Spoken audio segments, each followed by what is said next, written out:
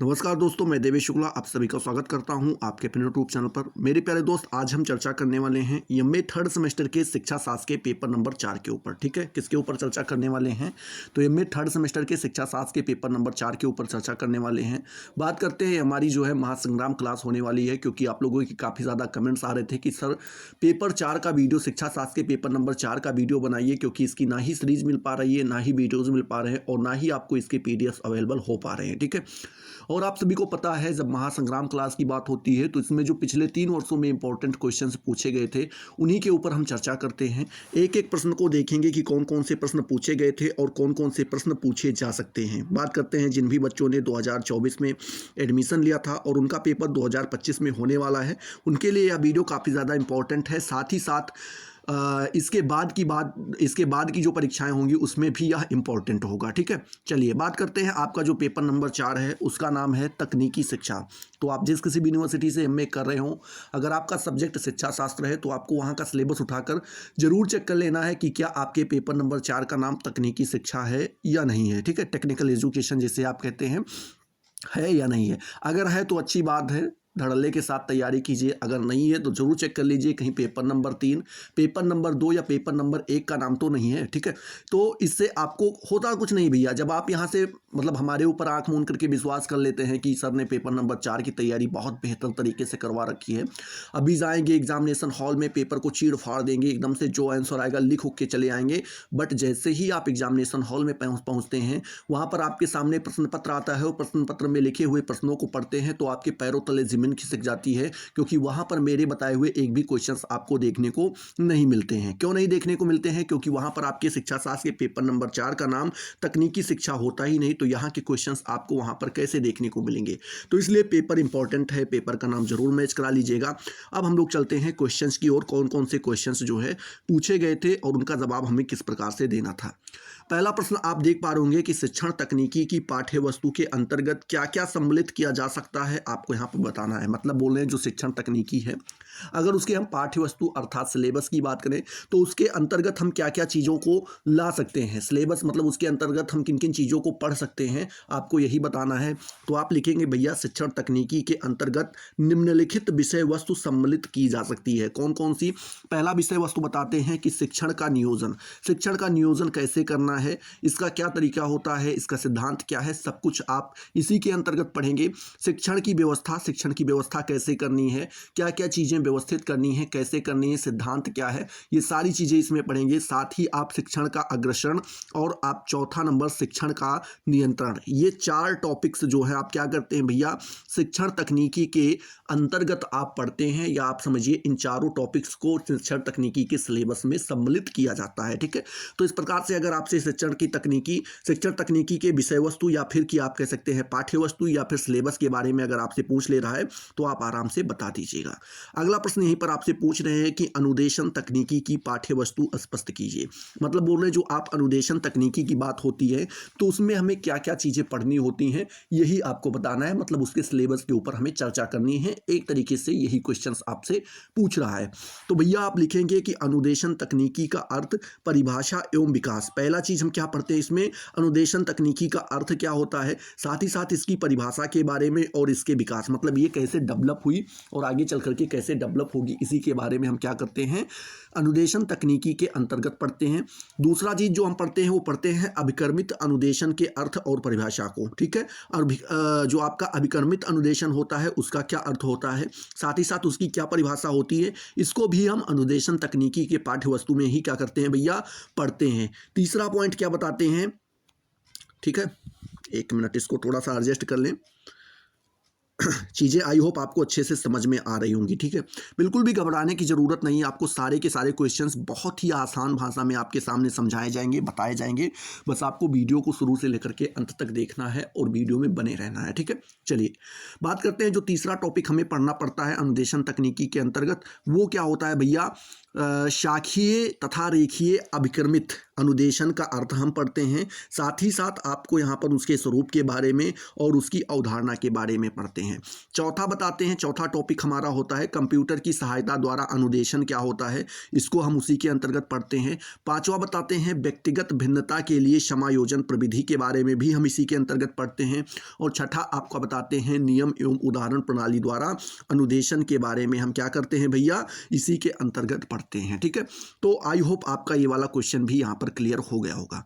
अगला प्रश्न आपसे यहाँ पर पूछ रहे हैं कि मानवीय ज्ञान के 3 प्रकार क्या हैं, आपको यहाँ पर बताना है कि कौन से ऐसे 3 प्रकार हैं मानवीय ज्ञान के, वो बताना है। तो आप लिखेंगे इसके निम्नलिखित 3 प्रकार हैं। कौन सा है?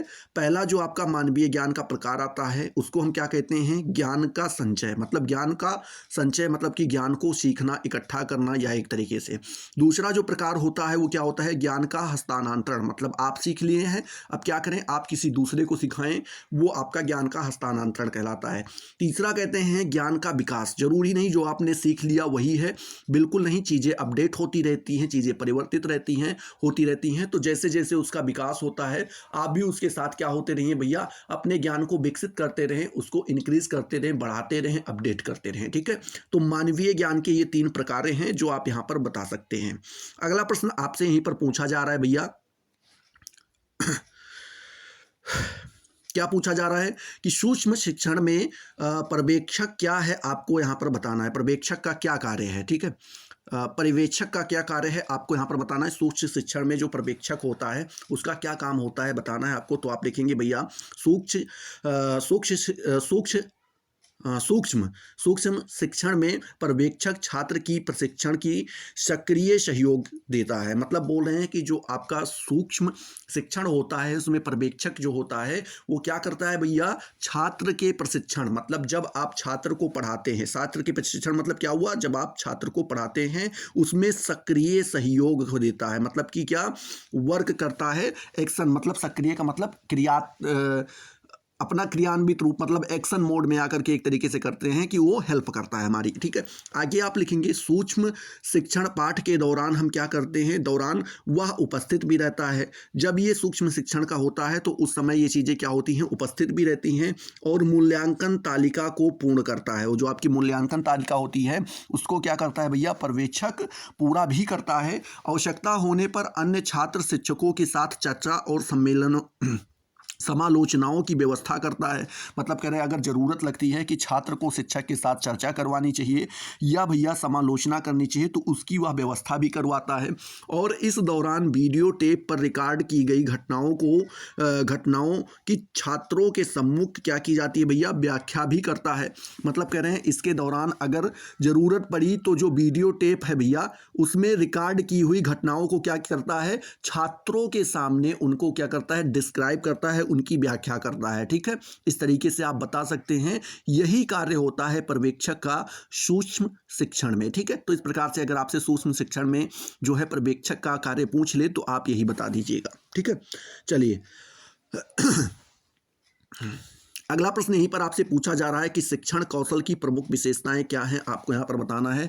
तो पहली विशेषता बताते हुए आप लिखेंगे कि शिक्षण कौशल विभिन्न शिक्षण प्रक्रियाओं अथवा व्यवहारों से संबंधित होते हैं। मतलब बोल रहे हैं जो शिक्षण कौशल होता है वो विभिन्न शिक्षण प्रक्रियाएं, मतलब जो अलग अलग शिक्षण प्रक्रियाएं होती हैं, या फिर आप कह सकते हैं जो विभिन्न शिक्षण व्यवहार होते हैं उन्हीं से क्या होते हैं, ये आपके शिक्षण कौशल संबंधित होते हैं। ठीक है, दूसरी विशेषता बताते हुए लिखते हैं कि शिक्षण कौशल जो है ये आपके क्या करते हैं भैया, समुचित कक्षा अंतः प्रक्रिया की परिस्थिति उत्पन्न करते हैं। मतलब जो पूरी कक्षा है उसमें अंतः प्रक्रिया का मतलब अंदर से कार्य करने की चेष्टा को आप कह सकते हैं एक तरीके से, या उल्लास को करते हैं भैया, प्रकट करते हैं संपूर्ण क्लास में। आगे तीसरी विशेषता बताते हुए लिखते हैं कि शिक्षण कौशल विद्यार्थियों को सीखने में सहायता तथा सुगमता प्रदान करते हैं। विद्यार्थी किसी चीज़ को अच्छे से सीख पाएँ उसमें मदद करते हैं और साथ ही साथ उसको अच्छे से सीख पाएँ। सुगमता मतलब कि सही तरीके से सरल भाषा में उन चीज़ों को सीख पाएँ, उसमें क्या करते हैं भैया, शिक्षण कौशल उनकी सहायता करते हैं। अगला जो है चौथा यहाँ पर विशेषता बताते हुए लिखते हैं कि शिक्षण कौशल जो है वो शैक्षिक विशिष्ट उद्देश्यों को प्राप्त करने में सहायक होते हैं। जो शिक्षण कौशल होता है वो शैक्षिक विशिष्ट उद्देश्य होते हैं, मतलब पढ़ाने के कुछ विशिष्ट उद्देश्य होते हैं, उन्हीं को प्राप्त करने में क्या करते हैं भैया, सहायक होते हैं। पांचवा बताते हैं शिक्षण कौशल कक्षा शिक्षण व्यवहार की एक इकाई से संबंधित होते हैं। जो शिक्षण कौशल होता है हमारा क्या होता है, कक्षा शिक्षण व्यवहार की एक इकाई से संबंधित होता है, उसी से जुड़ा हुआ होता है। ठीक है, तो आप शिक्षण कौशल के ये प्रमुख विशेषताएं आराम से बता सकते हैं अगर आपसे पूछ ले तो। ठीक है, चलिए अगला प्रश्न आपसे यहाँ पे पूछ रहे हैं कि सॉफ्टवेयर उपागम के अंतर्गत शिक्षा के कौन कौन से 3 पक्ष सम्मिलित किए जाते हैं। ठीक है, कौन सा प्रश्न पूछ रहे हैं कि सॉफ्टवेयर उपागम के अंतर्गत शिक्षा के कौन कौन से पक्ष सम्मिलित किए जाते हैं, यही क्वेश्चन आपसे पूछ रहा है। तो आप लिखेंगे इसकी सॉफ्टवेयर उपागम में शिक्षा के अदा, प्रक्रिया एवं प्रदा नामक 3 पक्षों के विकास पर बल दिया जाता है। जो आपका सॉफ्टवेयर उपागम है उसके द्वारा हम क्या करते हैं भैया, उपागम में शिक्षा के जो 3 पक्ष होते हैं, अदा, प्रक्रिया और प्रदा, ये 3 जो पक्ष होते हैं इन्हीं के डेवलपमेंट पे या आप कह सकते हैं विकास पर बल दिया जाता है, जिनका संबंध शिक्षा के उद्देश्यों से और संसाधनों से, शिक्षण अधिगम की प्रक्रिया तथा शैक्षिक निष्पादन से होता है। ठीक है, इनका संबंध किससे होता है भैया, शिक्षा के जो उद्देश्य होते हैं उनसे होता है, साथ ही साथ संसाधनों से, शिक्षा के संसाधनों से होता है, और आपके शिक्षण अधिगम की जो प्रक्रिया होती है, और साथ ही साथ आप कह सकते हैं शैक्षिक निष्पादन से क्या होते हैं भैया, ये आपके संबंधित होते हैं। इसके माध्यम से विद्यार्थी के पूर्व ज्ञान से लेकर के अंतिम व्यवहार तक का आकलन किया जाता है। मतलब बोल रहे हैं जो ये है, इसी के माध्यम से हम क्या करते हैं, जो हमारा विद्यार्थी होता है उसके पास कौन सा पहले से ज्ञान है, मतलब कुछ चीजें विद्यार्थी पहले से ही तो सीख रखा होता है, तो पूर्व ज्ञान से लेकर के और जो अंतिम व्यवहार होता है वहां तक क्या किया जाता है भैया, आकलन किया जाता है। किसके द्वारा, सॉफ्टवेयर उपागम के द्वारा, एवं उसके द्वारा आंतरिक तथा बाह्य व्यक्तित्व का विकास किया जाता है। और इसी के द्वारा हम क्या करते हैं भैया, छात्र के आंतरिक और बाह्य दोनों प्रकार की जो पर्सनालिटी है उसको क्या करते हैं भैया, विकसित करते हैं या फिर डेवलप करते हैं। ठीक है, तो इस तरीके से आपका जो ये सॉफ्टवेयर वाला जो क्वेश्चन है, सॉफ्टवेयर उपागम, तो इसको भी आप बता दीजिएगा। ठीक है, चलिए अगला प्रश्न आपसे यहां पर पूछ रहे हैं, क्या पूछ रहे हैं, कोमल उपागम के कुछ उदाहरण दीजिए, आपको यहां पर बताना है। तो आप लिखेंगे सॉफ्टवेयर उपागम के प्रकार निम्नलिखित हैं। कौन से हैं, सॉफ्टवेयर उपागम जिसे हम कोमल उपागम के नाम से भी जानते हैं, तो इसके कुछ प्रकार यहाँ पर बताए गए हैं, जिसमें से आपका आ जाता है स्लाइड्स। क्या आता है, स्लाइड्स। दूसरा आता है आपका फिल्म पट्टी। तीसरा आपका आता है चित्रात्मक साधन। चौथा आपका आता है चित्र। पांचवा आपका आता है मानचित्र। छठा आपका आता है मॉडल। इस प्रकार से, ठीक है, 6 हो गए। और 7वां आपका आता है नमूने। ठीक है, क्या आता है, नमूने। और 8वां आपका आता है अभिक्रमित सामग्री। इस प्रकार से आप जो है 8 प्रकार यहाँ पर जो है कोमल उपागम या फिर आप कह सकते हैं सॉफ्टवेयर उपागम के प्रकार या उदाहरण आप यहाँ पर बता सकते हैं। ठीक है, चलिए अब अगले प्रश्न की ओर चलते हैं। अगला प्रश्न आपसे क्या पूछ रहा है, हाँ, अगला प्रश्न आपसे यहां पे पूछ रहा है कि प्रणाली उपागम के 3 पक्ष कौन से हैं, आपको यहां पर बताना है। प्रणाली उपागम के 3 पक्ष के बारे में आपसे पूछा गया है।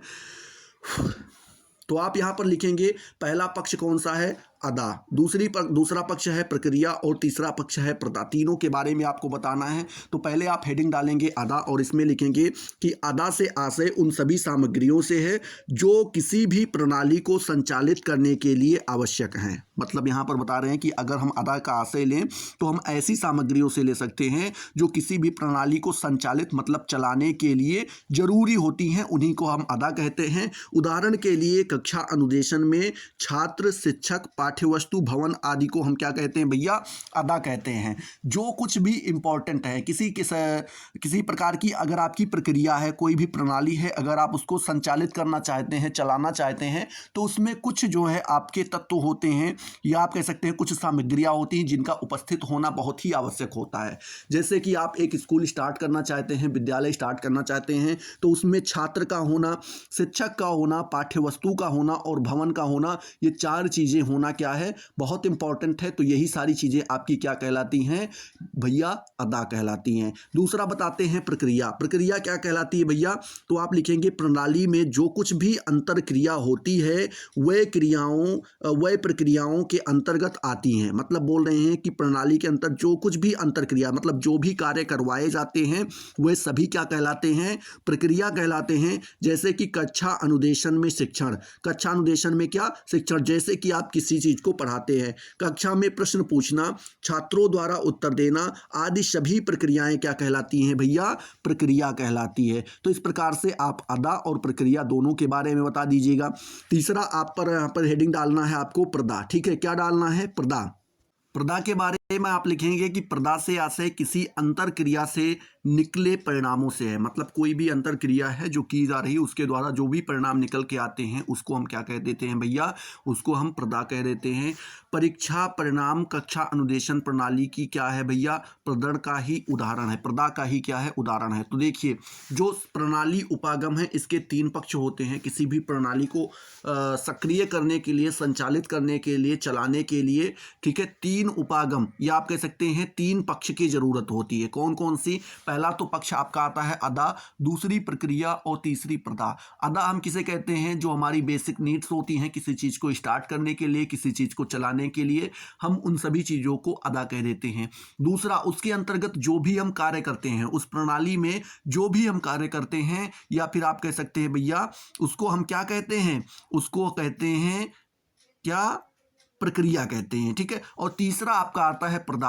मतलब इन दोनों को करने के बाद, इन दोनों की उपस्थिति के बाद जो हमें परिणाम लास्ट में देखने को मिलता है, या आप कह सकते हैं किसी भी पंता क्रिया के परिणाम को निकालने की जो जिस चीज की जरूरत होती है उसको क्या कह देते हैं भैया, प्रदा के नाम से संबोधित कर देते हैं, ठीक है। तो आई होप आपका ये आप जो है प्रणाली वाला भी यहां पर क्वेश्चन क्लियर हो गया होगा।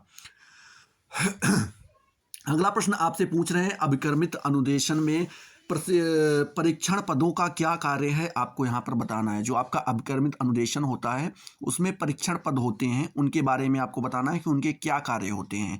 तो आप लिखेंगे भैया परीक्षण पद के द्वारा छात्रों के अधिगम स्तर की जांच की जाती है। जो परीक्षण पद होता है उसके द्वारा हम क्या करते हैं, छात्रों के अधिगम स्तर की क्या करते हैं, जांच करते हैं कि वे कौन से स्तर तक जो है वो चीजों को सीख पा रहे हैं। छात्रों द्वारा शिक्षण पद के माध्यम से जितना भी सिखाया गया है, ठीक है, क्या छात्रों द्वारा शिक्षण पद के माध्यम से हम क्या करते हैं, जितनी भी चीज को सिखाया गया है उसका ज्ञान उसके द्वारा परीक्षण पद पर दिए गए उत्तरों से होता है। मतलब बोल रहे हैं कि छात्रों को कितनी चीजें पढ़ाई गई हैं, उन सभी चीजों का अगर आप परिणाम जानना चाहते हैं, ये जानना चाहते हैं कि उनको कितना चीजें सिखाई गई हैं, अगर आप उसका जो है उत्तर जानना चाहते हैं तो भैया वो हम किसके द्वारा, परीक्षण पद पर ही जो है क्या कर पाते हैं। पहला तो शिक्षण पद होता है, दूसरा परीक्षण पद। शिक्षण पद में जो भी चीजें हम सिखाते हैं और परीक्षण पद में बच्चे ने क्या क्या सीख रखा है उसको हम जान पाते हैं, ठीक है। सामान्यतया यह पद प्रणाली के अंतर्गत दिए जाते हैं। किसके अंतर्गत दिए जाते हैं भैया, तो ये सभी चीजें पद प्रणाली के अंतर्गत दी जाती हैं जिससे कि अंतिम अधिगम व्यवहार की जांच की जा सके। यही कारण है कि परीक्षण पदों में किसी भी प्रकार के अनुबोधकों का प्रयोग नहीं किया जाता है। बोल रहे हैं कि जो परीक्षण पद हैं, ठीक है, यही कारण है कि जो परीक्षण पद हैं उसमें किसी भी प्रकार के अनुबोधकों का प्रयोग नहीं किया जाता है। अगला प्रश्न यहीं पर आपसे पूछ रहे हैं, क्या पूछ रहे हैं कि शिक्षण प्रतिमानों को कितने समूहों में वर्गीकृत किया जा सकता है। जो शिक्षण प्रतिमान हैं उनको अगर हम बांटना चाहें तो कितने समूहों में बांट सकते हैं। तो आप लिखेंगे जायस तथा व्हील महोदय के अनुसार उन्होंने बताया है कि शिक्षण प्रतिमानों को उनकी प्रमुख विशेषताओं एवं प्रकृति के आधार पर क्या कर सकते हैं भैया, कुछ निम्नलिखित 4 प्रमुख परिवारों में विभाजित कर सकते हैं जो निम्नलिखित हैं, ठीक है। अब प्रकृति के आधार पे कह सकते हैं या विशेषताओं के आधार पे कौन से हैं कि वो बताते हैं वे कैसे शैक्षिक लक्ष्य एवं साधनों के से समन्वय स्थापित करते हैं, ठीक है। मतलब वहां पर बोल रहे हैं जो आप प्रकृति के आधार पर या विशेषता कहते हैं, तो विशेषता यहाँ पर वही है कि वह कैसे जो है शैक्षिक जो लक्ष्य हैं एवं साधनों के समन्वय स्थापित करते हैं। लक्ष्य और साधन दोनों में समन्वय कैसे स्थापित करते हैं उसी से आशय विशेषताओं से लिया जाता है। तो आप यहाँ पर केवल इतना ही लिख दें कि आपके जायस और व्हील महोदय ने क्या लिखा है भैया कि शिक्षण प्रतिमानों को उनकी प्रमुख विशेषताओं एवं प्रकृति के आधार पर हम 4 प्रमुख परिवारों में क्या कर सकते हैं भैया, विभाजित कर सकते हैं जो निम्नलिखित हैं। पहला परिवार क्या है आपका, सामाजिक अंतःक्रिया प्रतिमान। क्या है, सामाजिक अंतःक्रिया प्रतिमान। दूसरा आपका आ जाता है सूचना प्रक्रिया प्रतिमान, और तीसरा आपका आ जाता है व्यक्तिगत मॉडल, और चौथा और आखिरी आपका आ जाता है भैया व्यवहार प्रतिमान मॉडल, परिवर्तन मॉडल। ठीक है, क्या है, व्यवहार परिवर्तन मॉडल। तो इस प्रकार से आप कह सकते हैं कि जो हमारे शिक्षण प्रतिमान हैं इनको हम 4 वर्गों में बांट सकते हैं, और ये चारों वर्ग आपके यहाँ पर बताए गए हैं जिनको आप बता सकते हैं किसके अकॉर्डिंग, तो जायस तथा व्हील महोदय के अकॉर्डिंग आप इन सारी चीजों को बता सकते हैं। ठीक है, चलिए अगला प्रश्न आपसे पूछा गया है कि भूमिका निर्वाह प्रशिक्षण से आप क्या समझते हैं, आपको यहां पर बताना है। तो आप लिखेंगे भूमिका निर्वाह प्रशिक्षण वह प्रविधि है जो किसी कृत्रिम अवस्था में छात्राध्यापकों को एक विशेष परिस्थिति अथवा वातावरण में सीखने, स्वयं शिक्षण का अभ्यास करने तथा उन्हें कक्षा प्रशिक्षण के कौशलों में निपुणता देने के लिए एकत्र करती है।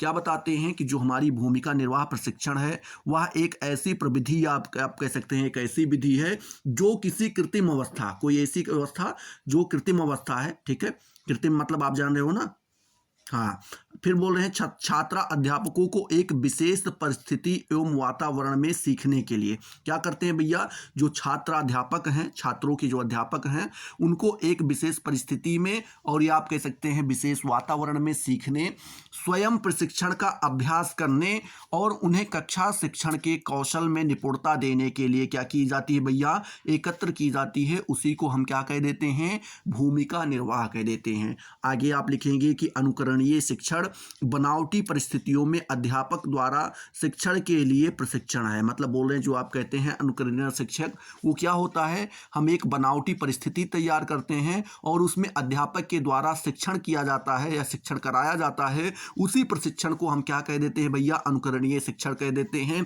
जो शिक्षकों के पहले सोपानों को आसान बनाकर उन्हें वास्तविक परिस्थिति पर बल दिए बिना जटिल कौशल को सीखने के योग्य बनाता है। मतलब बोल रहे हैं जो शिक्षक को क्या करता है, जो उनके पहले सोपान होते हैं उनको वो आराम से आसान बना देता है, ठीक है, सस्ता कर देता है, और वास्तविक परिस्थिति पर बल दिए बिना, ऐसा नहीं है कि वास्तविक परिस्थिति हो सकता है कुछ और हो, पर उस पर कोई बल नहीं दिया जाता है कि ऐसी परिस्थिति हो सकती है, उसको स्वतंत्रता दी जाती है, और बिना जटिल कौशल को सीखने के योग्य बनाता है। मतलब कोई जो जटिल मतलब कठिन कौशल जो है, जो कठिन कलाएं हैं उनको सीखे बिना क्या होता है भैया, टीचर जो है क्या हो जाता है भैया, योग्य बनता है, सीखने के योग्य बनता है। विद्यार्थी को केवल यह बताना उचित समझा जाता है कि कक्षा का शिक्षण तथा नियंत्रण कैसे किया जाए। मतलब बोल रहे हैं कि विद्यार्थी को हम क्या करते हैं भैया, केवल यही बताना उचित समझा जाता है कि जो कक्षा का शिक्षण है या फिर आप कह सकते हैं कक्षा के ऊपर जो भी नियंत्रण है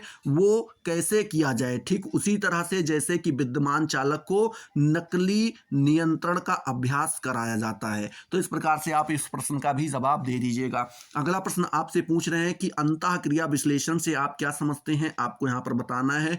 तो भैया आप लिखेंगे, क्या लिखेंगे कि शिक्षक के व्यवहारों एवं क्रियाओं के क्रमबद्ध निरीक्षण प्रविधि के द्वारा जो विश्लेषण किया जाता है उसे अंतःक्रिया विश्लेषण कहते हैं। क्या बता दिए भैया, बोल रहे हैं कि शिक्षक के व्यवहार या फिर जो उसकी क्रिया है, शिक्षक का जो भी व्यवहार है या जो उसकी क्रियाएं हैं, जब उसका हम क्रमबद्ध रूप से निरीक्षण प्रविधि द्वारा, क्या भैया, क्रमबद्ध निरीक्षण प्रविधि द्वारा जो विश्लेषण आप करते हैं उसी को क्या कह देते हैं, अंतःक्रिया विश्लेषण कहते हैं। अंतःक्रिया विश्लेषण से अभिप्राय है कि कक्षा में घटने वाली प्रत्येक घटना का वस्तुनिष्ठ और व्यवस्थित निरीक्षण करने की व्यवस्था करना और प्रत्येक घटना का विश्लेषण करना। मतलब बोल रहे हैं कि जो अंतःक्रिया विश्लेषण है उसका अगर अभिप्राय अगर आप जानना चाहें तो यह कह सकते हैं कि कक्षा में घटने वाली जितनी भी घटनाएं हैं उनका हम वस्तुनिष्ठ और व्यवस्थित निरीक्षण करने की व्यवस्था जो करते हैं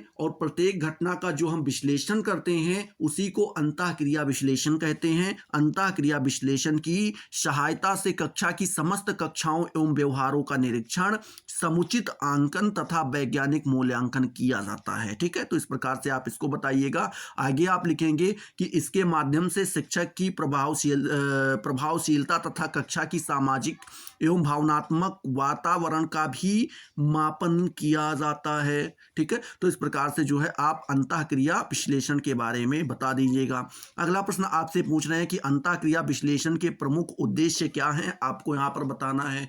तो आप लिखेंगे कि शिक्षक की विशेषताओं का अध्ययन करना, ये अंतःक्रिया का प्रमुख विश्लेषण हो जाता है। निरीक्षण के माध्यम से शिक्षक के व्यवहारों का अध्ययन करना, ये आपका दूसरा जो है उद्देश्य हो जाता है अंतःक्रिया विश्लेषण का। तीसरा उद्देश्य बताते हैं कि बोध स्तर के व्यवहार की प्रकृति का अध्ययन करना ही अंतःक्रिया का तीसरा विश्लेषण या तीसरा उद्देश्य हो जाता है। चौथा बताते हैं कि शिक्षक के सामाजिक तथा संवेगात्मक परिवेश में अंतःक्रिया का विश्लेषण करना, ये आपका चौथा उद्देश्य हो जाता है। पांचवा बताते हैं कि शिक्षक व छात्र व्यवहार का अध्ययन करना अंतःक्रिया विश्लेषण का पांचवा उद्देश्य हो जाता है। फिर अंतःक्रिया विश्लेषण का छठा उद्देश्य बताते हुए लिखते हैं कि शिक्षा का कार्य का विश्लेषण करना, ये छठा उद्देश्य होता है। और सातवां उद्देश्य बताते हैं कि प्रशिक्षण प्रभाव तथा अशाब्दिक संप्रेषण का विश्लेषण करना, यह अंतःक्रिया विश्लेषण का सातवां उद्देश्य हो जाता है। इस प्रकार से अंतःक्रिया विश्लेषण के प्रमुख उद्देश्यों के बारे में आप आराम से बता दीजिएगा। अगला प्रश्न आपसे यहाँ पर पूछ रहे हैं कि शैक्षिक तकनीकी में जनसंचार माध्यमों की क्या भूमिका है, आपको यहाँ पर बताना है। तो आप लिखेंगे जनसंचार माध्यम ऐसे संचार यंत्र अथवा माध्यम हैं जिनके द्वारा किसी सूचना, समाचार अथवा संदेश को एक बड़े समूह अथवा सार्वजनिक तक एक ही समय में एक साथ एवं आसानी से पहुंचाया जा सकता है। जनसंचार माध्यम क्या है भैया? एक ऐसे संचार माध्यम है जिसके द्वारा हम क्या करते हैं, कोई सूचना हो, कोई समाचार हो, कोई संदेश हो, उसको हम एक बड़े समूह या फिर आप कह सकते हैं कि सार्वजनिक, मतलब सभी लोगों तक क्या कर सकते हैं, एक ही समय में एक साथ हम आसानी से पहुंचा सकते हैं। उसी को जनसंचार माध्यम बोलते हैं। आगे लिखेंगे ये जनसंचार माध्यम शिक्षण में छात्रों को प्रेरणा देने के लिए, उनकी धारिता शक्ति में वृद्धि के लिए, उनकी शिक्षण उद्देश्यों को प्रस्तुत करने के लिए, कक्षा शिक्षण में बने प्रत्ययों को पुनर्बलित करने के लिए, सूचनाओं को समय के अनुसार संगठित करने के लिए, शिक्षण को अधिक रोचक, आप कह सकते हैं शिक्षण को अधिक रोचक बनाने के लिए, स्पष्टता सार्वभौमिक बनाने के लिए अत्यंत उपयोगिता निभाते हैं। कौन निभाते हैं? आपके शैक्षिक तकनीकी जो हैं, ये सभी चीज़ें इन सभी क्षेत्रों में क्या करती हैं, अच्छी भूमिका अपनी, या फिर आप कह सकते हैं उपयोगी भूमिका निभाती हैं। ठीक है, चलिए अगला प्रश्न आपसे यहाँ पर पूछ रहा है कि प्रणाली उपागम में उप प्रणाली का क्या अर्थ है, आपको यहाँ पर बताना है। तो आप लिखेंगे भैया प्रणाली उपागम में तत्वों तथा चरों, प्रणाली उपागम में जो तत्व होते हैं, जो चर होते हैं, या फिर आप कह सकते हैं चरपद होते हैं, इनका हम क्या करते हैं भैया, प्रयोग करते हैं। परंतु ये दोनों पद पर्यायवाची नहीं है, मतलब जो भी आपको तत्व बताया गया है या चरपद बताया गया है, ये दोनों पर्यायवाची नहीं है एक दूसरे के। किसी प्रणाली में तत्वों का अर्थ उस सत्ता से है जो स्वयं में मूर्त एवं सुनिश्चित सामग्री, गुणों अथवा विशेषताओं से युक्त होती है, जबकि चर इन तत्वों को उपयुक्त विशेषताओं और इस किसी समय विशेष पर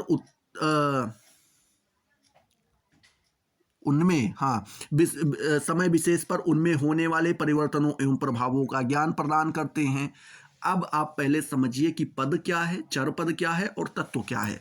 अगर प्रणाली उपागम में हम तत्वों की बात करते हैं तो किसी प्रणाली में तत्व का अर्थ क्या है, ऐसी सत्ता से है जो स्वयं में मूर्त है। ठीक है, क्या है भैया, स्वयं में मूर्त है एवं सुनिश्चित सामग्री के गुणों अथवा विशेषताओं को क्या करती है भैया, से भरी हुई है या युक्त है, उसे हम क्या कहते हैं, तत्व कहते हैं।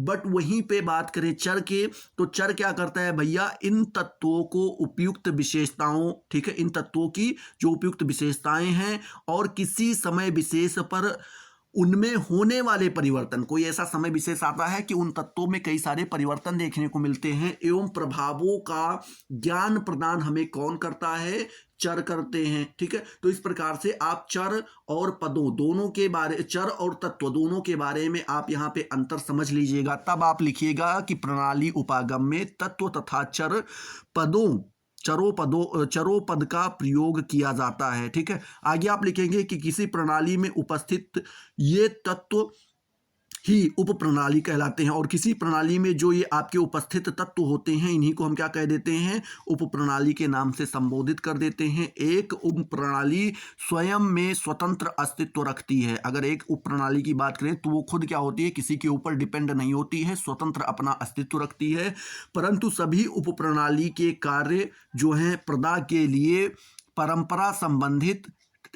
परस्पर संबंधित परस्पर अंतःक्रिया करने वाले होते हैं। लेकिन कह रहे हैं कि जैसे हम सभी उप प्रणालियों को इकट्ठा करते हैं तो इनका कार्य क्या होता है भैया, जो हमारा प्रदा है, ठीक है, प्रदा के बारे आपने पढ़ा था, उसके लिए क्या करते हैं भैया, परस्पर संबंधित, उससे जितने भी चीजें संबंधित हैं या आप कह सकते हैं अंतःक्रिया करने वाले सभी तत्व हो जाते हैं। इस तरीके से आप यहां पर बता दीजिएगा। ठीक है, किसके बारे में, प्रणाली उपागम में उप प्रणाली के बारे में।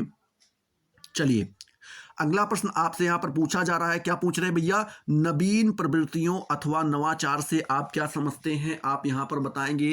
तो आप लिखेंगे नवाचार एक ऐसा विचार है जिसमें व्यक्ति नवीनता का अनुभव करता है। यह पूर्व नियोजित नवीन एवं विशिष्ट परिवर्तन है। मतलब बोलते हैं ये पहले से क्या होता है भैया, नियोजित मतलब संगठित होता है, नवीन मतलब नया, और विशिष्ट मतलब कि अलग परिवर्तन है जिसमें विशिष्टता के गुण निहित रहते हैं। जिसमें क्या होते हैं भैया, विशिष्टता मतलब अलगाव के गुण आप एक तरीके से कह सकते हैं, उसमें पाए जाते हैं। और इनका उद्देश्य वर्तमान परिस्थिति में सुधार करना है। क्या है भैया, इनका उद्देश्य यही होता है कि जो हमारी वर्तमान स्थिति है उसमें क्या करें भैया, सुधार करें। यह तकनीकी का एक अनिवार्य पक्ष है। ये क्या है भैया, तकनीकी का अनिवार्य पक्ष है कि वह वर्तमान परिस्थिति में सुधार करे। ठीक है, फिर बोलते हैं इस कुछ प्रमुख नवाचारों का विवरण निम्नांकित है। मतलब कुछ आपके यहाँ पे नवाचार बताए गए हैं जो लगभग कितनी है भैया, 9 की संख्या में है। देख लेते हैं। पहला बताते हैं मल्टीमीडिया अप्रोच। ठीक है, ये पहला आपका नवाचार हो जाता है। दूसरा बताते हैं भैया क्या, personalized system of instruction, personalize system of instruction जो है ये आपका दूसरा नवाचार हो जाता है। कंप्यूटर असिस्टेंट इंस्ट्रक्शन जो है आपका, ये आपका तीसरा नवाचार हो जाता है। चौथा आ जाता है आपका सैटेलाइट संप्रेषण, ये आपका चौथा नवाचार है। पांचवा क्या है भैया, इंटरनेट। छठा आपका अनुरूपता शिक्षण। सातवां आपका अंतःक्रिया विश्लेषण प्रणाली। आठवां आपका प्रणाली उपागम, और नौवां आपका अभिक्रमित अनुदेशन। भैया ये सभी क्या हैं, ये सभी नवाचार के क्या हैं भैया, प्रकार हैं। एक तरीके से आप यहां पर कह सकते हैं ये सभी नवाचार हैं जो आप बता दीजिएगा। ठीक है, अगले प्रश्न की ओर चलते हैं। तो आप यहां पर पूछ रहा है आपसे, क्या पूछ रहा है, संसाधन केंद्र के रूप में राज्य ईटी सेल। ठीक है, क्या भैया, राज्य ईटी सेल की प्रमुख उद्देश्य क्या है आपको यहां पर बताने हैं। तो आप इसका पहला उद्देश्य बताते हुए लिखेंगे कि संबंधित राज्य मतलब जो ईटी सेल से संबंधित राज्य है उस राज्य की बात कर रहे हैं, या संघ शासित प्रदेश है, उसके शिक्षा विभागों को शैक्षिक तकनीकी के विकास एवं प्रयोग के संबंध में सहायता एवं सलाह देना ही क्या होता है, ईटी सेल का प्रमुख उद्देश्य हो जाता है। ठीक है, ये पहला उद्देश्य हो जाता है।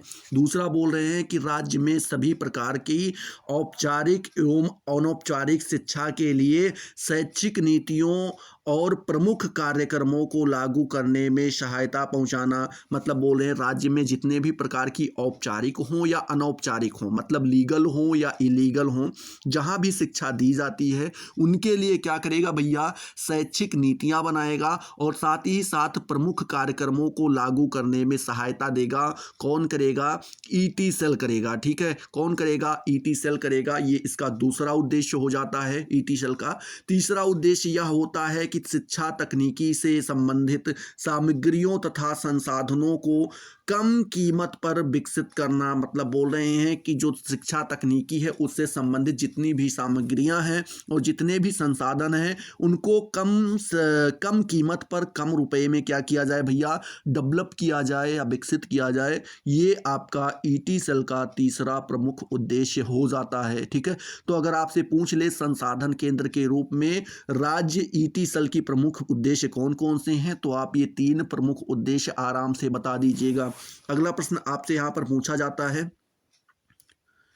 क्या पूछा जा रहा है कि यथार्थवत शिक्षण के 3 तत्व कौन से हैं, आपको यहां पर बताने हैं। यथार्थवत अगर आपसे पूछ ले कि शिक्षण के कौन से हैं, तो पहला आपका आ जाता है निदानात्मक तत्व, दूसरा आता है आपका उपचारात्मक तत्व और तीसरा आपका आ जाता है मूल्यांकन तत्व। ठीक है, बात करते हैं निदानात्मक तत्व के बारे में, तो इसके अंतर्गत छात्रों की कमजोरियों तथा अच्छाइयों का निदान कर उनकी सहायता की जाती है। मतलब बोल रहे हैं जो आपका निदानात्मक तत्व होता है, इसके अंतर्गत हम क्या करते हैं, छात्रों के अंदर जो भी कमजोरियां होती हैं, जो भी अच्छाइयां होती हैं, उनका हम क्या करते हैं, निदान करते हैं। अच्छाइयां हैं तो हम उनको बढ़ाते हैं, कमजोरियां हैं तो उनको हम धीरे धीरे करके क्या करते हैं, खत्म करते हैं। यही काम क्या होता है, निदानात्मक तत्व का होता है।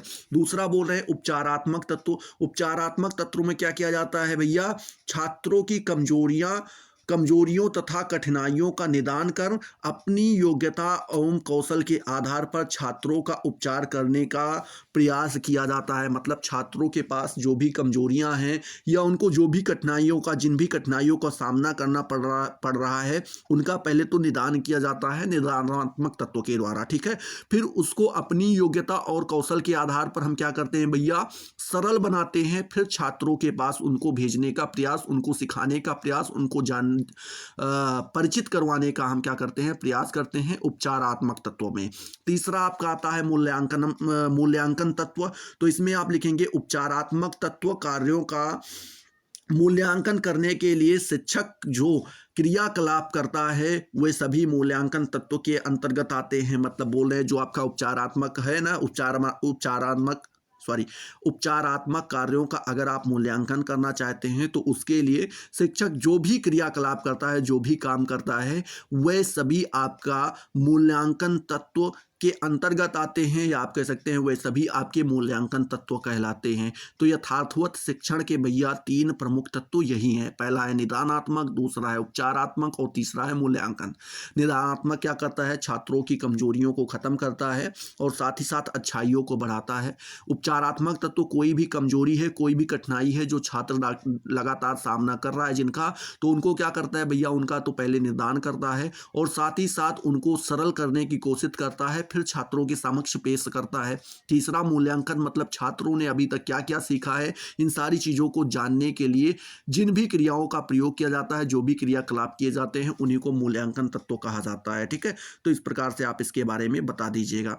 अगला प्रश्न आपसे यहां पर पूछ रहा है, क्या पूछ रहा है कि फ्लेंडर के अंतःक्रिया विश्लेषण की मूल धारणाएं क्या हैं, आपको यहां पर बताना है। किसके, फ्लेंडर के अंतःक्रिया विश्लेषण की मूल धारणाओं के बारे में आपको बताना है। तो आप लिखेंगे भैया शिक्षक का कक्षा का व्यवहार। ठीक है, शिक्षक का कक्षा का व्यवहार छात्रों को प्रभावित करता है। मतलब शिक्षक जो भी व्यवहार अपने कक्षा में करेगा, जिस भी प्रकार का व्यवहार वह करेगा, वो छात्रों के ऊपर डायरेक्टली या इनडायरेक्टली अपना प्रभाव जरूर दिखाएंगे। ठीक है, अगला दूसरा जो है धारणा बताते हुए लिखते हैं कि शिक्षक प्रक्रिया में शिक्षक छात्रों का संबंध महत्वपूर्ण होता है। जो शिक्षण प्रक्रिया होती है, जब कोई व्यक्ति किसी को सिखाता है, कोई भी चीज बताता है, पढ़ाता है भैया, तो उसमें जो आपका संबंध दोनों के बीच में कैसा होता है, ये इंपॉर्टेंट रोल अदा करता है। तीसरा बताते हैं शिक्षक के व्यवहार का कक्षा में निरीक्षण, ठीक है, अंकन तथा मापन वस्तुनिष्ठ रूप से किया जा सकता है। मतलब बोल रहे हैं कि शिक्षक के व्यवहार को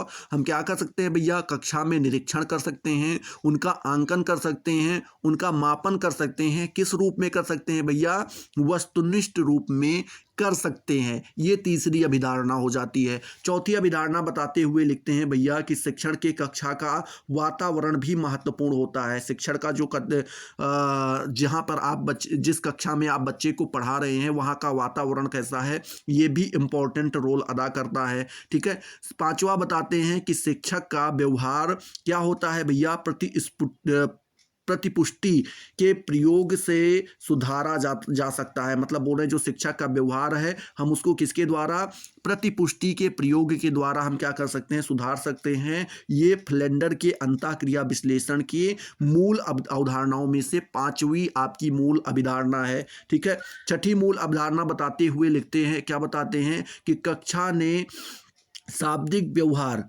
कक्षा ने नहीं, यहाँ पे कक्षा में होना चाहिए था, कक्षा में शाब्दिक व्यवहार का प्रयोग या फिर आप कह सकते हैं प्रदर्शन अधिक किया जाता है। ठीक है, शाब्दिक मतलब बोर करके जो हमारा व्यवहार है उसको ज़्यादा व्यक्त किया जाता है। शाब्दिक व्यवहार कक्षा के संपूर्ण व्यवहार का प्रतिनिधित्व करता है। जो हमारा शाब्दिक व्यवहार है हम क्या बोलते हैं, कैसे बोलते हैं, वो पूरी कक्षा के व्यवहार का क्या करता है भैया, प्रतिनिधित्व करता है। तो इस प्रकार से आप छठी अभिधारणा भी आराम से बता दीजिएगा। अगला प्रश्न अगर हम देखें तो अगला प्रश्न आपसे यहां पर पूछ रहा है, क्या पूछ रहा है भैया कि अभिक्रमित अनुदेशन, ठीक है, क्या भैया अभिक्रमित अनुदेशन का उपयोग किन प्रमुख क्षेत्रों में किया जा सकता है, आपको यहां पर बताना है। तो आप लिखेंगे अभिक्रमित अनुदेशन एक अत्यंत महत्वपूर्ण क्या है भैया, प्रविधि है, एक प्रकार की विधि है जिसका हम निम्नलिखित क्षेत्रों में क्या कर सकते हैं भैया, प्रयोग कर सकते हैं। किसका, अभिक्रमित अनुदेशन का। पहला क्षेत्र कौन सा बताए हैं, पहला क्षेत्र बताते हैं कि शिक्षक प्रशिक्षण के क्षेत्र में। जब कभी किसी टीचर को पढ़ाया जाता है, कोई भी चीज सिखाया जाता है तो उसमें हम अभिक्रमित अनुदेशन का प्रयोग जरूर करते हैं। पत्राचार शिक्षा के क्षेत्र में भी हम करते हैं भैया, अभिक्रमित अनुदेशन का प्रयोग करते हैं। तीसरा बताते हैं औपचारिक तथा सतत शिक्षा के क्षेत्र में भी हम अभिक्रमित अनुदेशन का प्रयोग करते हैं। बैंकों के प्रशिक्षण के क्षेत्र में भी हम अभिक्रमित अनुदेशन का प्रयोग करते हैं। सैनिक अफसरों के प्रशिक्षण में, रेडियो औद्योगिक पाठ तैयार करने में, औद्योगिक कर्मचारियों के प्रशिक्षण में, इन सभी के प्रशिक्षण में क्या किया जाता है भैया, अभिक्रमित अनुदेशन का प्रयोग किया जाता है। साथ ही साथ विशिष्ट बालकों की शिक्षा के क्षेत्रों में, शैक्षिक तकनीकी के क्षेत्रों में, जन शिक्षा या फिर कह सकते हैं स्व शिक्षा के क्षेत्र में और दूरस्थ एवं प्रौढ़ शिक्षा के क्षेत्र में भी हम क्या करते हैं भैया, क्या करते हैं, अभिक्रमित अनुदेशन का प्रयोग करते हैं। तो इस तरीके से 11 क्षेत्र आप बता दीजिएगा जहां पर अभिक्रमित अनुदेशन का प्रयोग किया जाता है। अगला प्रश्न आपसे पूछ रहा है रेखीय अभिक्रम में कितने प्रकार के पद सम्मिलित किए जाते हैं, आपको यहां पर बताना है कि रेखीय अभिक्रम में कितने प्रकार के हम पद सम्मिलित करते हैं। तो भैया आप लिखेंगे रेखीय अभिक्रमित में निम्नलिखित प्रकार के क्या किए जाते हैं, पद सम्मिलित किए जाते हैं जो आपके यहाँ पर बताए गए हैं। कौन कौन से हैं, पहला बताते हैं प्रस्तावना पद, दूसरा शिक्षण पद, तीसरा अभ्यास पद और चौथा प्रशिक्षण पद। अब बात करते हैं प्रस्तावना पद क्या है, तो लिखेंगे ये पद जो है पूर्व व्यवहार से नए व्यवहार को संबंधित करते हैं। क्या करते हैं, जो हमारा पहले का व्यवहार था और जो हमारे नए व्यवहार है इन दोनों के बीच में संबंध स्थापित कौन करता है, प्रस्तावना पद करता है। इनका प्रमुख लक्ष्य है अधिगम को आरंभ करना होता है। इनका प्रमुख टारगेट क्या होता है भैया, मेन टारगेट ये होता है कि जो हमारा अधिगम है इसको किसी ना किसी तरीके से स्टार्ट किया जाए, ये प्रस्तावना का मेन टारगेट होता है। दूसरा होता है शिक्षण पद। यह पद शिक्षण से संबंधित होता है, मतलब कि टीचिंग से संबंधित होता है, पढ़ाने से संबंधित होता है, जिसका संबंध जो है अंतिम व्यवहार से होता है। किससे होता है, आखिरी व्यवहार से इसका संबंध लगाया जाता है शिक्षण पद का।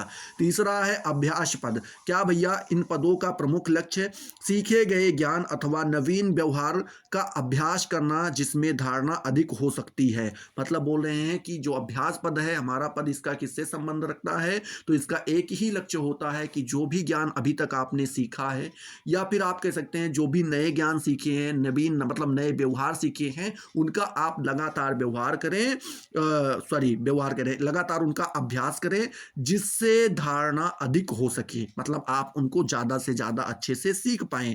चौथा जो आपका भैया क्या बताते हैं, पद बताते हैं, ठीक है, रेखीय अभिक्रम का चौथा पद बताते हुए लिखते हैं जिसका नाम है परीक्षण पद। इसमें क्या करते हैं, इन पदों के माध्यम से यह पता लगाया जाता है कि शिक्षण तथा अभ्यास पदों से छात्र को कितना सीखा है, छात्र ने कितना सीखा है। मतलब जो बोल रहे हैं कि जो हमारा परीक्षण पद होता है इसके द्वारा हम यह पता लगाते हैं कि जो शिक्षण या फिर अभ्यास पद है, मतलब जो कुछ भी पढ़ाया गया है, जो कुछ भी सिखाया गया है, उसके द्वारा छात्र ने कितना सीखा है, हम किसके माध्यम से पता लगाते हैं, तो शिक्षण पद के माध्यम से ही हम इनका पता लगाते हैं। ठीक है, चलिए अगला प्रश्न आपसे यहाँ पर पूछा जा रहा है कि संसाधन केंद्र के रूप में विश्वविद्यालय अनुदान आयोग के महत्वपूर्ण कार्य क्या हैं, आपको यहाँ पर बताना है। तो भैया संसाधन केंद्र के रूप में विश्वविद्यालय अनुदान आयोग के महत्वपूर्ण कार्य, पहले आप हेडिंग डाल देंगे, फिर उसमें से पहला कार्य बताते हुए लिखेंगे कि विश्वविद्यालय को अनुदान देने से संबंधित आवश्यकताओं की जांच करता है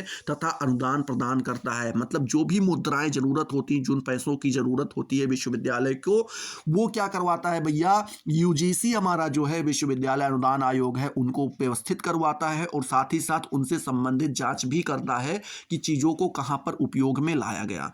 दूसरा कार्य बताते हुए लिखते हैं कि विश्वविद्यालयों में सुधार के लिए प्रशासन को सुझाव देता है कि विश्वविद्यालय में कौन कौन से ऐसे सुधार हैं जो किए जाने चाहिए, वो प्रशासन को क्या करता है, बताता है कौन, विश्वविद्यालय अनुदान आयोग। ये इसका दूसरा कार्य होता है।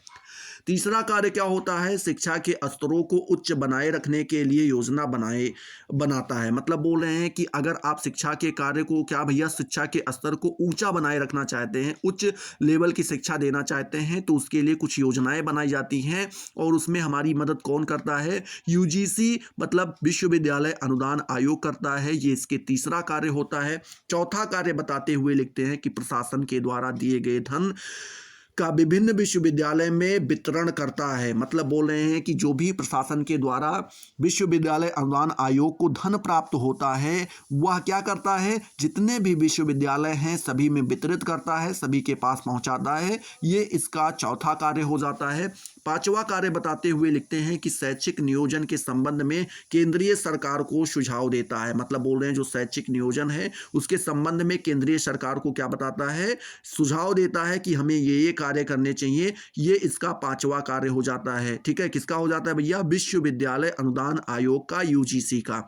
ठीक है। छठा कार्य बताते हुए लिखते हैं कि उच्च शिक्षा के विकास और सहयोग में केंद्रीय भूमिका निभाता है। जो उच्च शिक्षा का अगर आप बात करें, उसका विकास करना चाहते हैं या उसके सहयोग की जब भी बात होती है, तो उसमें मुख्य या फिर सेंटर के तौर पे या आप कह सकते हैं इंपॉर्टेंट भूमिका कौन निभाता है भैया, तो आपका यूजीसी अर्थात क्या, विश्वविद्यालय अनुदान आयोग ही निभाता है। ये इसका छठा कार्य हो जाता है। ठीक है, तो इस तरीके से आप बता दीजिएगा। अगला प्रश्न आपसे यहां पर पूछ रहे हैं कि अंतःक्रिया विश्लेषण की मूल अभिधारणाएं क्या हैं, आपको यहां पर बताने हैं। तो पहली अंतःक्रिया विश्लेषण की पहली अभिधारणा बताते हुए आप लिखेंगे कि छात्रों के व्यवहार पर शिक्षक के व्यवहार का प्रभाव पड़ता है। ये इसकी पहली अभिधारणा होती है। दूसरी अंतःक्रिया विश्लेषण की दूसरी अभिधारणा क्या होती है कि कक्ष में अधिकांश शाब्दिक व्यवहार प्रभावी होता है। मतलब बोल रहे हैं कि जो कक्ष है उसमें जितने भी शाब्दिक व्यवहार होते हैं वो सभी क्या होते हैं, प्रभावी होते हैं। शाब्दिक व्यवहारों का वस्तुनिष्ठता के साथ निरीक्षण संभव है। मतलब बोल रहे हैं जो हमारा शाब्दिक व्यवहार है उसका क्या है, वस्तुनिष्ठता, मतलब कितना सत्य है कितना गलत है, उसके साथ इसका निरीक्षण क्या है भैया, संभव है। अध्यापक व्यवहारों का छात्र की निष्पत्तियों पर प्रभाव पड़ता है। मतलब बोल रहे हैं जो अध्यापक व्यवहार है उसके छात्र की जो निष्पत्तियां होती है उसके ऊपर क्या होता है भैया, प्रभाव पड़ता है। ये अंतःक्रिया विश्लेषण का जो है चौथी अभिधारणा होती है। अंतःक्रिया विश्लेषण की पांचवी अभिधारणा बताते हैं कि पृष्ठ पोषण, क्या भैया, पृष्ठ पोषण द्वारा कक्ष का वातावरण बदला जा सकता है। तो इस प्रकार से आप क्या भैया, अंतःक्रिया विश्लेषण की 5 मूल अभिधारणाओं के बारे में आराम से बता दीजिएगा। चलिए अगले प्रश्न की ओर चलते हैं। तो अगला प्रश्न हमारा यहां पर पूछ रहा है, क्या पूछ रहा है कि शिक्षण प्रतिमान और शिक्षण नीति में क्या अंतर है, आपको यहाँ पर बताना है। तो आप पहला अंतर बताते हुए लिखेंगे कि जो शिक्षण प्रतिमान होता है और शिक्षण नीति की अपेक्षा कहीं अधिक क्या होता है भैया, व्यापक और व्यवस्थित होता है। जो हमारा शिक्षण प्रतिमान है वो शिक्षण नीति की अपेक्षा क्या है, काफ़ी ज़्यादा व्यवस्थित भी है, बड़ा भी है। ठीक है, क्या है, काफ़ी ज़्यादा बड़ा भी है और व्यवस्थित भी है। दूसरा अंतर बताते हुए लिखते हैं कि शिक्षण नीतियों में मूल्यांकन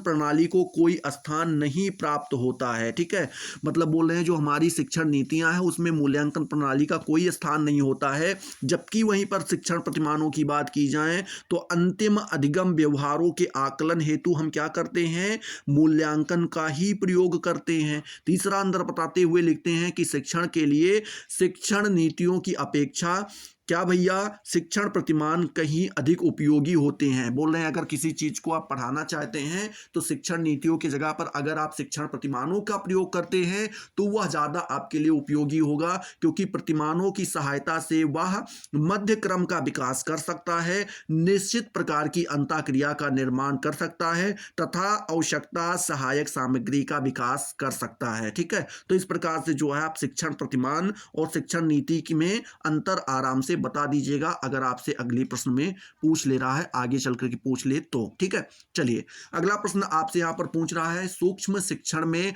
अभिरूपता किस प्रकार लाभकारी है, आपको यहां पर बताना है। तो आप लिखेंगे अभिरूपता जो है भैया, सूक्ष्म प्रश्न यही है कि जो हमारा सूक्ष्म शिक्षण होता है उसमें अभिरूपता कैसे लाभ हमें पहुंचाती है, किस प्रकार से हमें लाभ पहुंचाती है, यही बताना है। तो आप लिखेंगे अभिरूपता छात्र अध्यापकों को साधारण एवं गहन समस्याओं को सरल करने में सहायता प्रदान करती है। मतलब जो भी छात्र के अध्यापक होते हैं उनको क्या भैया साधारण एवं गहन समस्या, मतलब जो हमारी साधारण समस्याएं हैं या फिर आप कह सकते हैं गहन, मतलब कि बहुत ज़्यादा कठिन समस्याएं हैं, उनको सरल बनाने के लिए उनकी सहायता कौन करता है, तो छात्र अध्यापक की सहायता अभिरूपता करती है। ठीक है, ये पहला इसका लाभ है। दूसरा लाभ बताते हुए लिखते हैं कि अभिरूपित परिस्थितियों में कम व्यय में अच्छे अध्यापन का अभ्यास संभव है। मतलब बोल रहे हैं कि जो अभिरूपित परिस्थितियां होती हैं उसमें हम कम खर्चे में क्या कर सकते हैं भैया, अच्छे अध्यापन का अभ्यास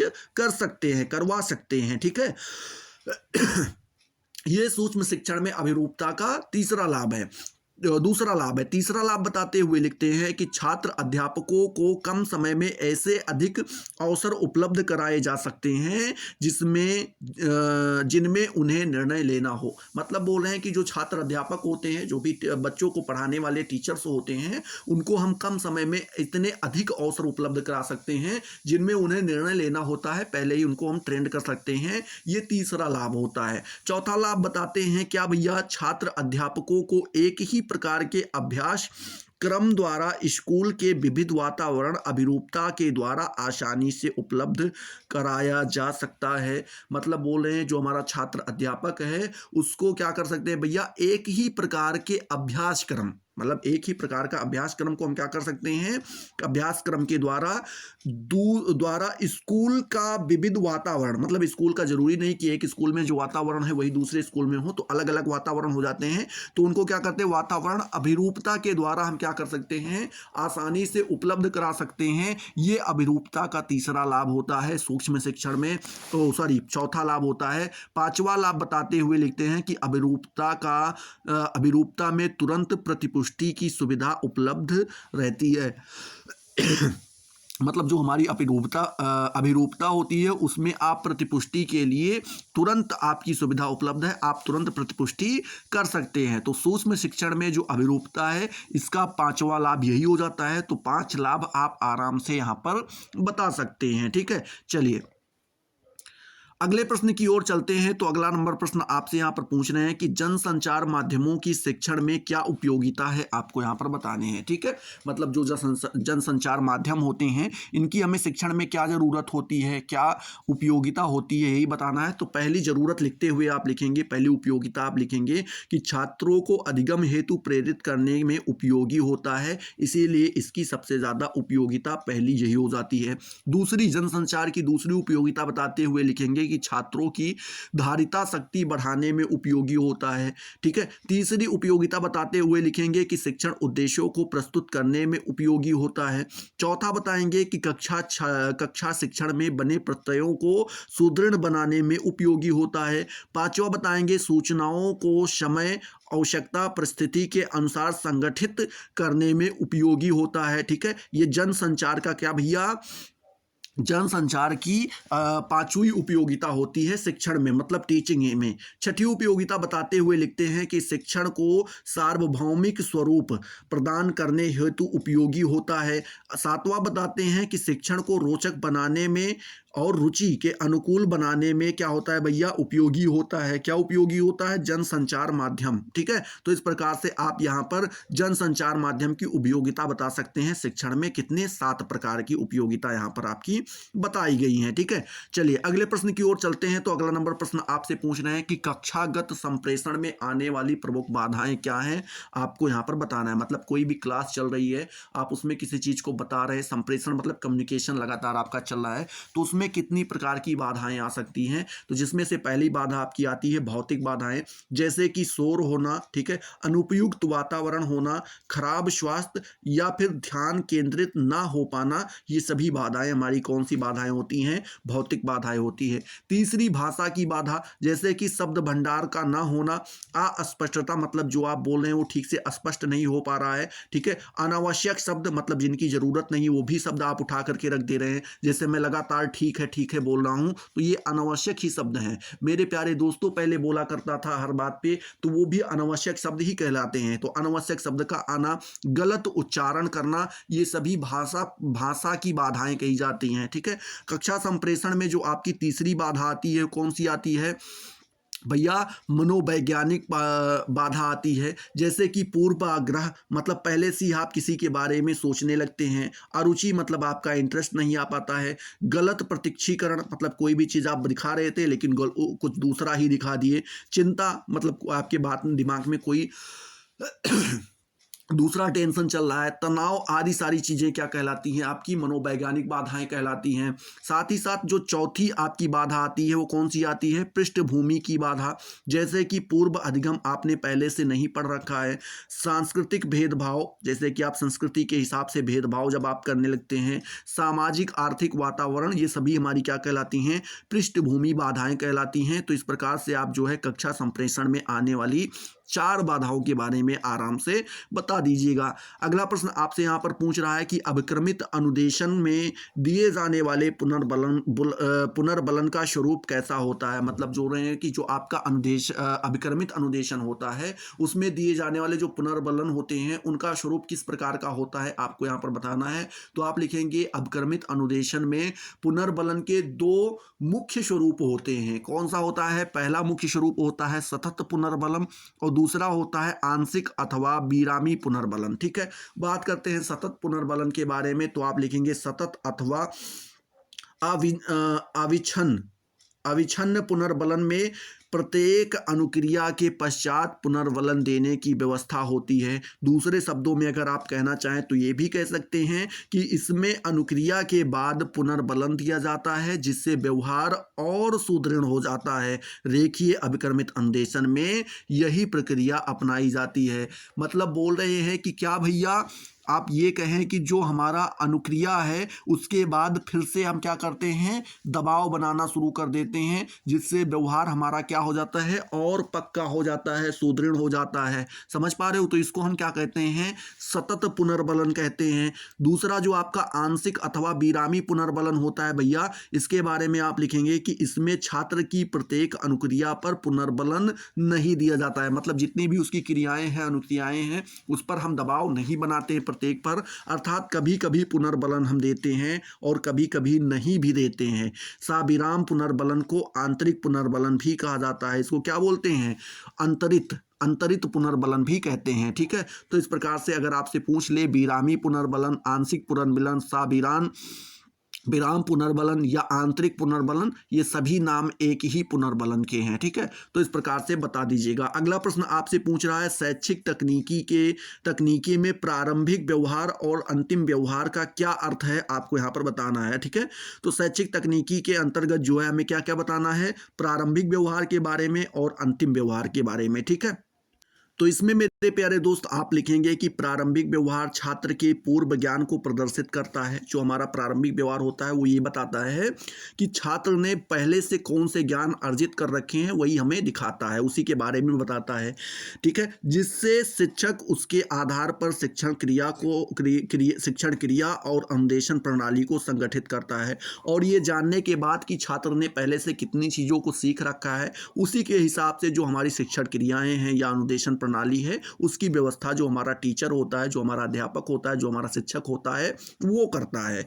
वहीं अंतिम व्यवहार जो है हमारा क्या होता है, शिक्षण अधिगम प्रणाली के मूल्यांकन से संबंधित होता है। तो पहला अध्याय तो आप जाने कि जो बच्चे ने पहले से सीख रखा है किसी टीचर की पास जाने के बाद, तो वो हमारा क्या होता है, पहला क्या कहलाता है, प्रारंभिक व्यवहार कहलाता है। जो अंतिम व्यवहार है वो क्या होता है भैया, कि आपने अभी तक क्या सिखाया, मैंने अभी तक किसी टीचर ने क्या सिखाया, लास्ट में जब वो उसका मूल्यांकन करता है तो वो उसका अंतिम मूल्यांकन कहा जाता है या अंतिम व्यवहार कहा जाता है। और छात्र द्वारा लक्ष्य किए गए व्यवहार की पूर्ति को सूचित करता है, मतलब छात्र ने कितनी चीज़ों को सीखा है वह बताता है। उदाहरणार्थ अगर छात्र को अभिक्रमित अनुदेशन सामग्री का अध्ययन करना है तो उसे स्किनर के सक्रिय अनुबंधन के सिद्धांत का ज्ञान होना आवश्यक है। साथ ही यह ज्ञान छात्र को अभिक्रमित अनुदेशन सामग्री को समझने में सहायक होगा। मतलब बोल रहे हैं कि उदाहरण के तौर पे अगर आप कहना चाहें तो कह सकते हैं कि छात्र को अगर अभिक्रमित अनुदेशन सामग्री का अध्ययन अगर वो करना चाहता है तो पहले आप ये जरूर चेक करेंगे कि क्या उसको जो है स्किनर के सक्रिय अनुबंधन का सिद्धांत पता है। अगर पता है भैया तो वो ये भी कर सकता है कि क्या भैया, यह ज्ञान जो है छात्र को अभिक्रमित अनुदेशन सामग्री को समझने में भी क्या कर सकता है, उसकी मदद कर सकता है। तो ये हमारा एग्जाम्पल हो जाता है। ठीक है, चलिए अब आप शैक्षिक तकनीकी में प्रारंभिक और अंतिम ज्ञान के बारे में जान गए। जैसे कि आप किसी भी स्कूल में एडमिशन लेने जाते हैं तो जो आपका एंट्रेंस करवाया जाता है वो आपका प्रारंभिक ज्ञान कहलाता है, और जब आप जो मार्कशीट या रिजल्ट हाथ में लेकर के निकलते हैं वो आपका अंतिम ज्ञान कहलाता है। सरल भाषा में आप यही बोल सकते हैं। अगला प्रश्न आपसे पूछ रहा है, बहु इंद्रिय माध्यम किसे कहते हैं, आपको यहाँ पर बताना है। तो आप लिखेंगे, पहले तो हेडिंग डालेंगे बहु इंद्रिय माध्यम। इसमें आप लिखेंगे हमारी इंद्रियां जैसे कि आंख, नाक, ठीक है, हाथ, ना, हाँ, एक मिनट, आंख, कान, हाथ, नाक और मुंह, ये हमारी कितनी 5 इंद्रियां होती हैं, जिसको हम क्या बोलते हैं, हमारी ज्ञानेंद्रियां। ज्ञान अथवा अनुभव ग्रहण करने के लिए मुख्य माध्यम है। इन्हीं के माध्यम से हम क्या करते हैं, ज्ञान का अनुभव कर पाते हैं। प्रत्येक इंद्रिय जैसे कि दृष्टि, ठीक है, श्रवण, स्पर्श, गंध, स्वाद से संबंधित अलग अलग होकर के भी अन्य इंद्रियों के साथ मिलकर संप्रेषण का प्रभावशाली माध्यम बनती है। मतलब बोल रहे हैं सभी इंद्रियों का कार्य अलग अलग होता है। आंख का काम देखना होता है, कान का सुनना, हाथ का स्पर्श करना, नाक का गंध लेना, और साथ ही साथ मुंह का कार्य होता है किसी का स्वाद जानना। ये सभी चीजें अलग अलग होती हैं। अलग होने के बाद भी क्या करती हैं भैया, एक साथ मिलकर के संप्रेषण का प्रभावशाली माध्यम बनती हैं, और एक साथ कर करके ये हमारे जो कम्युनिकेशन, जो हमारे बात करने का वो होता है लहजा, उसका क्या होती हैं, इंपॉर्टेंट या प्रभावशाली आप कह सकते हैं माध्यम बन जाती हैं। विभिन्न प्रकार के अनुदेशन माध्यम तथा सहायक सामग्री जो कि संयुक्त रूप से कई इंद्रियों को एक साथ आकर्षित करते हैं, उन्हें हम बहु इंद्रिय माध्यम कहते हैं। क्या बता रहे हैं भैया, विभिन्न प्रकार के जो अनुदेशन माध्यम होते हैं, या आप कह सकते हैं जो हमारी सहायक सामग्रियां होती हैं, जो कि संयुक्त रूप से कई इंद्रियों को एक साथ क्या करती हैं, आकर्षित करती हैं, उन्हें हम बहु इंद्रिय माध्यम भी कहते हैं। ठीक है, चलिए आगे आप लिखेंगे शिक्षण अधिगम। ठीक है, एक मिनट, थोड़ा सा इसको बड़ा कर दें। हाँ, लिखेंगे कि शिक्षण अधिगम प्रक्रिया और संप्रेषण में इनका प्रयोग अत्यंत लाभदायक सिद्ध होता है, जैसे कि शैक्षिक दूरदर्शन। ठीक है, तो इस प्रकार से आप इसका जवाब दे दीजिएगा। अगला प्रश्न आपसे यहाँ पर पूछ रहे हैं कि अनुदेशन तकनीकी से क्या आशय है, आपको यहाँ पर बताना है। तो आप लिखेंगे मैकमूरन के अनुदेशन तकनीकी से संबंधित संबंध में ये विचार व्यक्त किए हैं। मतलब बोल रहे हैं जो मैकमूरन महोदय हैं, उन्होंने अनुदेशन तकनीकी से संबंधित कुछ बातें बताई हैं जो यहां पर हम देख सकते हैं। उन्होंने बताया है कि अनुदेशन तकनीकी प्रशिक्षण और सीखने की पूरी प्रक्रिया को विशिष्ट उद्देश्य के अनुसार प्रारूपित करता है, क्रियान्वित करने और साथ ही साथ उनका मूल्यांकन करने की एक क्रमबद्ध विधि है। ये आपके कौन बताते हैं, मैकमूरन जी बताते हैं कि जो हमारी अनुदेशन तकनीकी होती है वो हमारी क्या करती है भैया, प्रशिक्षण शिक्षण और सीखने की जो पूरी प्रक्रिया होती है उसको एक विशिष्ट उद्देश्य, मतलब सबसे अलग उद्देश्य के अनुसार क्या करती है, प्रारूपित करती है, मतलब हमारे सामने ला करके रखती है। साथ ही साथ उनको क्रियान्वित मतलब लागू भी करती है, स्टार्ट करवाती है। साथ ही साथ उनका मूल्यांकन करने में एक क्रमबद्ध विधि है। इनका मूल्यांकन करने के लिए क्या है भैया, एक अन्वेषण तकनीकी क्या है, एक क्रमबद्ध विधि है। क्रमबद्ध का मतलब हुआ एक के बाद दूसरे क्रम से या क्या है, जुड़ा है। जैसे कि पहले प्रारूपित करेगी, फिर क्रियान्वित करेगी, फिर उनका मूल्यांकन करेगी। ये 3 विधियां जो हैं क्या है, अनुदेशन तकनीकी की हैं। यह अनुसंधान कार्य तथा मानवीय सीखने और आदान प्रदान करने पर आधारित है। मतलब बोल रहे हैं जो ये अनुसंधान कार्य है भैया, ये मानवीय सीखने मतलब मनुष्य के सीखने और साथ ही साथ आदान प्रदान करने पर ही क्या है, ये पूरा जो तकनीकी है ये आपकी इसी पर आधारित है। इसमें शिक्षण को प्रभावित बनाने के लिए मानवीय एवं मानवीय साधनों को प्रयोग में लाया जाता है। मतलब बोल रहे हैं जो आपकी शिक्षण तकनीकी है, अगर आप इसको प्रभावी बनाना चाहते हैं तो उसके लिए मानवीय और मानवीय साधनों दोनों को क्या किया जाएगा भैया, प्रयोग में लाया जाएगा। ठीक है, तो इस प्रकार से जो है आप अनुदेशन तकनीकी के बारे में बता दीजिएगा। अगला प्रश्न आपसे यहाँ पर पूछ रहे हैं, क्या पूछ रहे हैं कि सूक्ष्म शिक्षण से क्या तात्पर्य है, आपको बताना है। तो आप लिखेंगे एलन महोदय के अनुसार उन्होंने बताया है कि सूक्ष्म शिक्षण किसी कक्षा में आकार और समय में सूक्ष्म पदीय शिक्षण परिस्थिति है। मतलब एलन जी क्या बताते हैं कि जो हमारा सूक्ष्म शिक्षण है, अगर किसी कक्षा का आकार बहुत छोटा है, समय कम है और उस स्थिति में अगर किसी चीज को सिखाया जा रहा है, मतलब कक्षा का आकार भी छोटा है, समय भी कम है, तो उसको हम क्या बोल देते हैं भैया, उस समय पे किसी चीज को अगर हम सिखा रहे हैं तो उसको हम सूक्ष्म शिक्षण बोल देते हैं। ठीक है, मैकनाइट महोदय के शब्दों में अगर देखें तो उन्होंने सूक्ष्म शिक्षण के बारे में बताते हुए लिखा है कि सूक्ष्म पदीय शिक्षण स्थितियां वह हैं जिसमें क्या भैया, जिनकी व्यवस्था परंपरागत कौशलों में सुधार के लिए तथा नवीन कौशलों के विकास के लिए की जाती है। ये आपके कौन बताते हैं, मैकनाइट जी बताते हैं कि जो हमारी व्यवस्था परंपरागत कौशल हैं, परंपरागत मतलब लगातार जो स्किल्स हैं हम लगातार सीखते आ रहे हैं, उसमें जो भी गड़बड़ी है उसको पहले सुधारेंगे और साथ ही साथ नए कौशलों का विकास हो, इसके लिए हम क्या करते हैं भैया, सूक्ष्म शिक्षण का प्रयोग करते हैं। ये आपके कौन बताते हैं, मैकनाइट जी बताते हैं। आपके अगले पीक एवं टकर्स महोदय जी बताते हैं क्या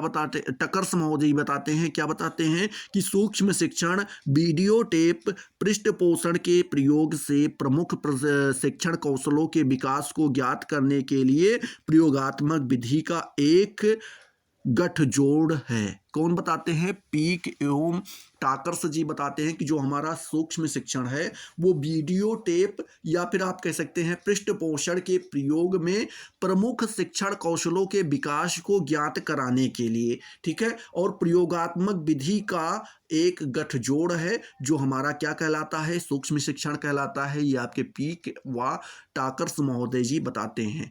तो आई होप आपका ये सारा का सारा क्वेश्चंस यहाँ पर क्लियर हुआ होगा। अगर क्लियर हुआ है तो फटाफट वीडियो को लाइक करो, अपने दोस्तों के साथ शेयर करो। अभी तक अगर आपने चैनल को सब्सक्राइब नहीं किया तो सब्सक्राइब करके बेल वाले आइकन को जरूर प्रेस कर दो, जिससे आपको सारी नोटिफिकेशन मिलती रहें और आप लगातार उनसे लाभान्वित होते रहें। बाकी मिलते हैं अगले वीडियो में नए जोश नए टॉपिक के साथ। तब तक के लिए जय हिंद जय भारत।